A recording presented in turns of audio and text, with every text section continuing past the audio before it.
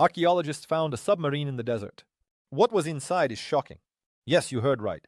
Today I will tell you about an amazing discovery, a German World War II submarine that somehow ended up under the sands of the Sahara. And that's not even the most incredible part of this story. A signal from the depths of the earth. It all started with an anomaly in satellite images obtained from the European satellite Sentinel-1 with a powerful radar capable of peering beneath the dry surface of the sand. A team of geologists, led by Dr. Naim Al-Fassi, was studying the coastal areas of Mauritania, approximately a few miles inland. They were interested in karst structures, underground voids washed out by water in limestone rocks, which could be hidden beneath the sand and serve as reservoirs of fresh water.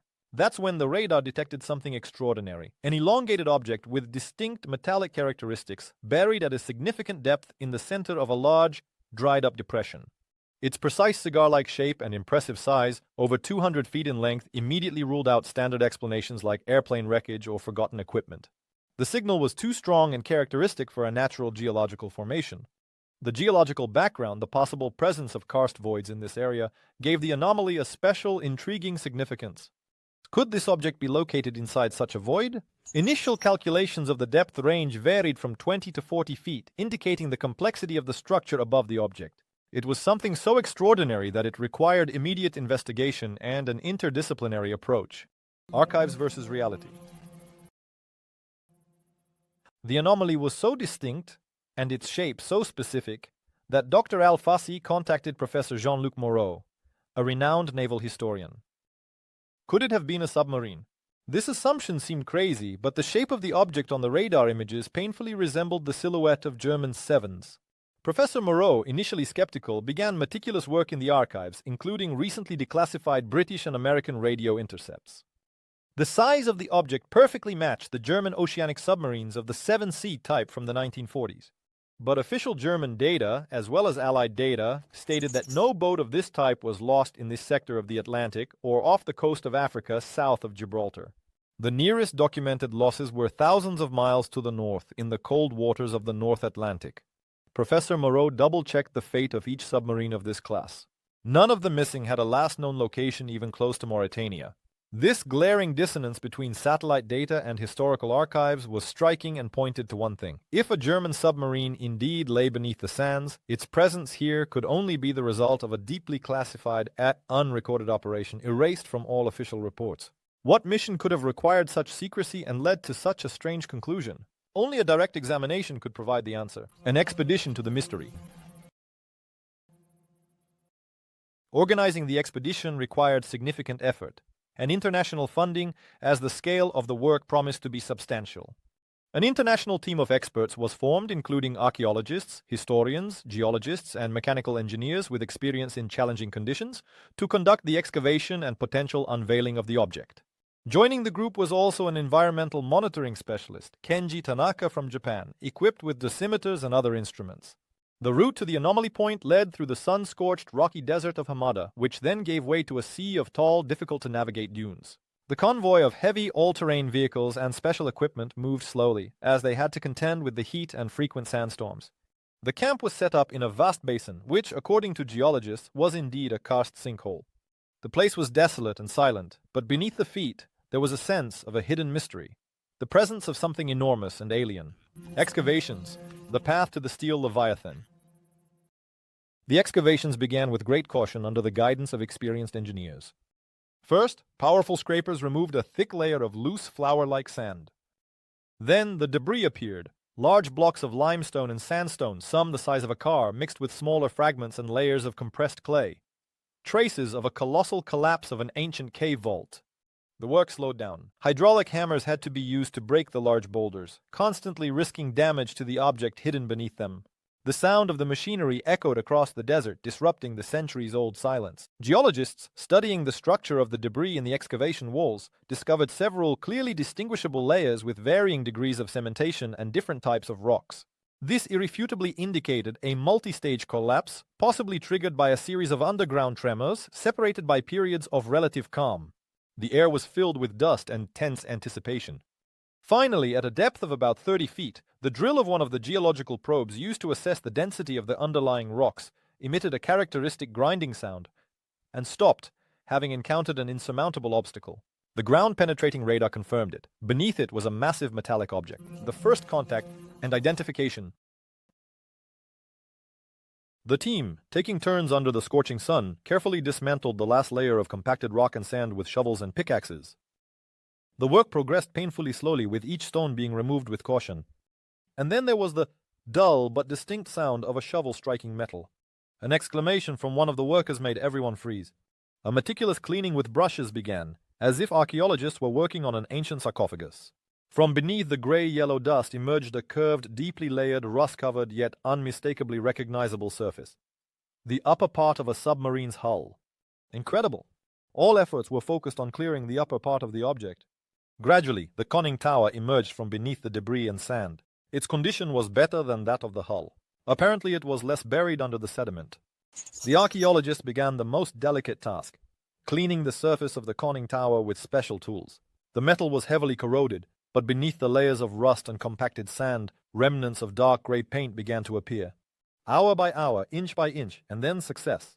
On the side surface of the conning tower, under a layer of oxides, fragments of white symbols were discernible. After careful cleaning with chemical reagents and photo documentation using ultraviolet lighting, Professor Moro was able to confidently read U771, the very same boat of Erik Röstl. The central post, a frozen moment. The first to descend inside were two researchers in full Class A protection, equipped with powerful LED flashlights and helmet cameras transmitting images to the headquarters above. They found themselves in the central post, the brain center of the submarine. The scene was surreal and eerie. All the instruments, steering wheels, valves, and the network of pipes and cables were in their places, but covered with a thick, untouched layer of fine gray dust that had settled over decades. Time here seemed to have frozen at the moment of the last command. The navigation charts were spread out on the navigator's table, but they had decayed so much that they turned into fragile dust, crumbling at the slightest movement of air. At the combat posts, by the periscope eyepieces, one was raised. At the torpedo control instruments and at the sonar, the same untouched emptiness prevailed. There were no signs of struggle or panic here. However, archaeologist Mark Rossi, who examined the post later, noticed a strange detail. On one of the ventilation system valves hung a chain with a personal tag of one of the officers, wrapped around the vent several times. But why was it removed and demonstratively hung here? It looked like a deliberate sign, the last message. But to whom and about what? There was a dense feeling in the air of a suddenly interrupted routine, followed by something inexplicable and fatal. Emptiness, blood, and question.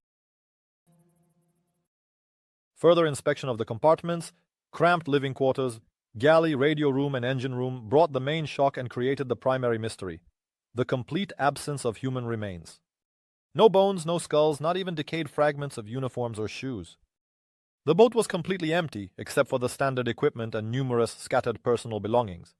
On the bunks lay crumpled mattresses and blankets. In the lockers were remnants of personal hygiene items, books, letters, unfortunately, almost unreadable.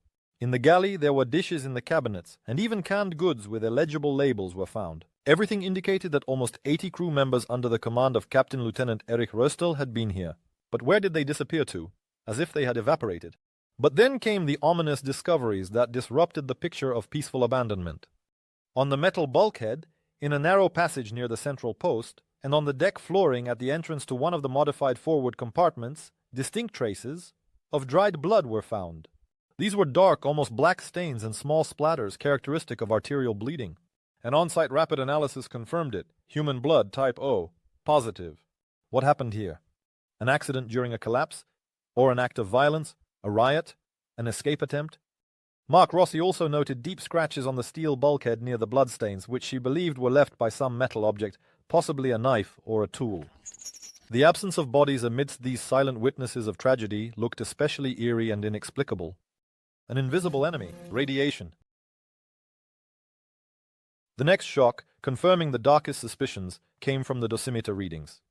The devices began to beep alarmingly even at the central post, but as they moved towards the bow, the radiation level increased exponentially. In the area of the engine room, the radiation level was slightly elevated, but in the modified forward compartments and the adjacent corridors, the readings were off the scale. The safe level was exceeded by dozens of times, creating a real threat to the researchers. The work had to be carried out in shifts, in special suits with lead inserts and personal dosimeters, strictly limiting the time spent inside to just a few minutes. The source of the radiation could not be found. A thorough inspection of all the mechanisms, tanks, torpedo elements, and batteries yielded nothing. The radiation seemed to emanate from the very metal of the hull, particularly intense from the bulkheads. Dr. Tanaka conducted a preliminary spectral analysis using a portable gamma spectrometer and was astonished. The spectrum was complex, with several peaks of unknown origin, and did not match any of the known isotopes used in the 1940s: uranium, plutonium, radium, thorium. It was completely anomalous radiation, as if a trace of something exotic or the result of an unknown process. An invisible enemy was present everywhere, complicating research and raising new questions. Revise for mysteries. The most intense radiation was emanating from the bow section, where extensive structural modifications were found, clearly not factory-made and not provided for by the 7C type design. At least 2 standard bow torpedo tubes had been dismantled and their recesses were welded shut. The bulkheads between the former torpedo compartment and the adjacent rooms were cut away and reinforced with additional frames, forming 2 large elongated rooms of irregular shape. The quality of the welding and assembly was high, but the style of work differed from the standards of German shipyards. It is possible that the refitting was carried out in a secret dock or even by the crew themselves using special blueprints at sea. Inside these compartments, massive steel cradles of complex configuration remained, with remnants of powerful hydraulic or pneumatic dampers. They were clearly designed to secure something very heavy, voluminous, and likely sensitive to vibrations or impacts. The shape of the cradles was unique and did not correspond to any known type of weaponry or equipment. But the cradles themselves were empty, not the slightest trace of cargo, not even fastening elements. Only bare, highly radiating metal. It was these modifications, along with the anomalous radiation and the impossible location, that became the main indirect evidence, screaming about the special top-secret mission of U-771. The mystery of the crew. The fate of Captain Lieutenant Eric Rostal and his dozens of subordinates remains the main and most eerie mystery of U-771. Where did they disappear to? Traces of blood and scratches hint at desperate or tragic events. But what kind? Theories multiplied and were discussed in the camp every night. Could they have perished?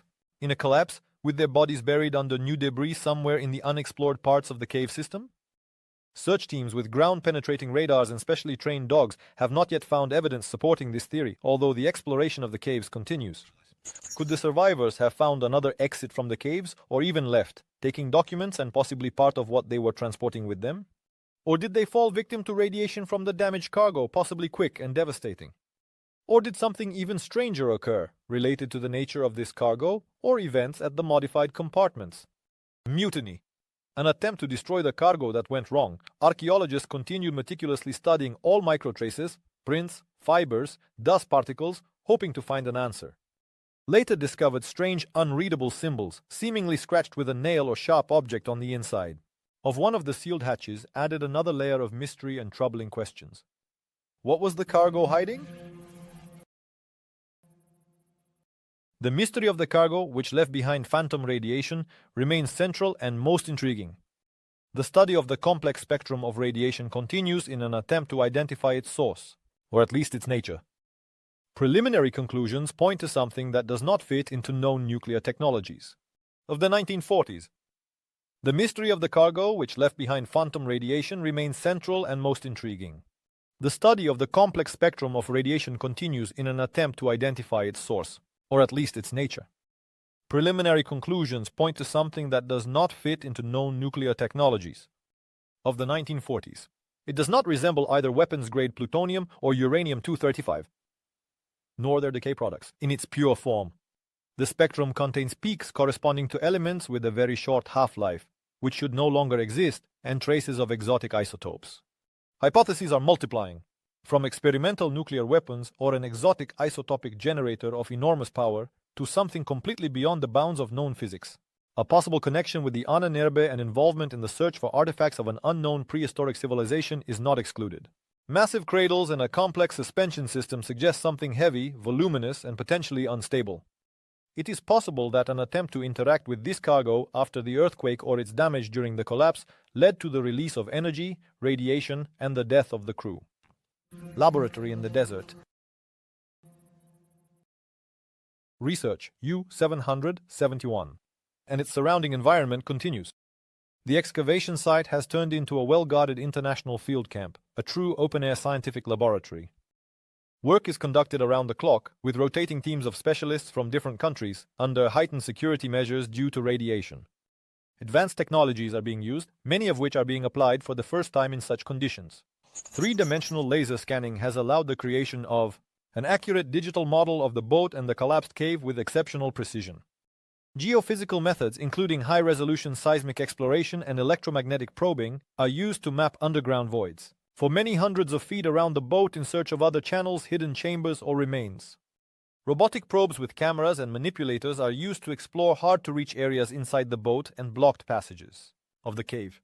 Chemists and biologists extract and analyze microsamples of air, dust, rust, and organic residues for DNA, traces of chemicals, or exotic isotopes.